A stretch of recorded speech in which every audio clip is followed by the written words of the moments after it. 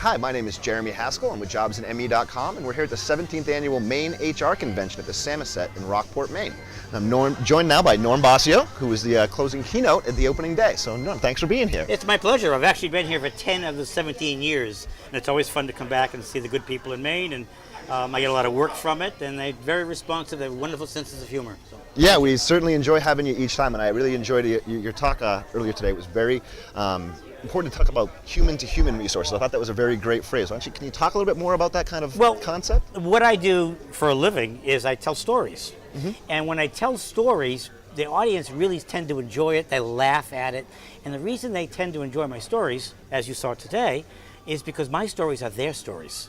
So I talk about the relationships with family, mm-hmm. with employees, with customers, and talk about how they differ, how they're similar.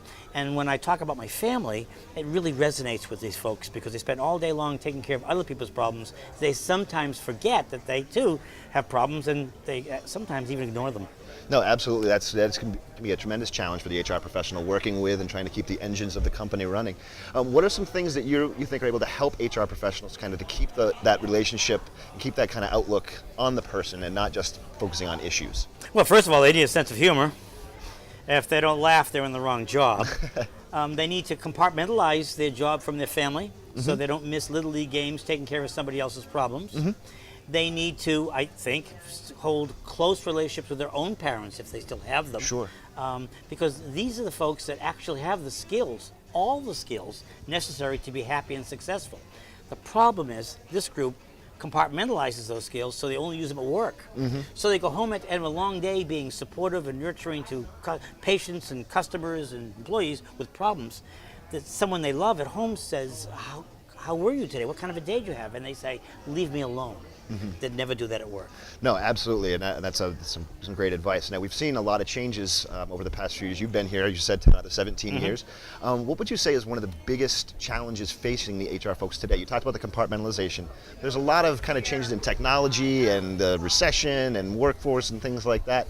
Is there anything that you think is a real key besides that sense of humor, kind of bringing that out to make sure we're staying on board? Well, we're sometimes over-regulating HR folks. Mm-hmm. They're half lawyer, have counselor. Mm-hmm. They have a lot of demands put on them. They're oftentimes the people who do all those other things that no one else will do. And because mm-hmm. they're human resources, they tend to be, as I referred to in my keynote, slush balls. They don't know how to say no. Sure. So they end up doing everybody else's work, don't have enough time to do their own work.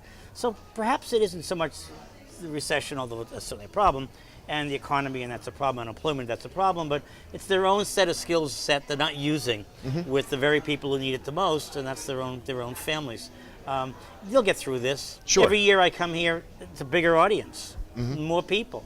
So they're doing something right up here in the Samoset. Yeah, fantastic. Well, it sounds like what you're talking about is really being a whole and complete person, both in your personal life and professional life. And yes. Bringing it all together and maintaining that positive sense of humor.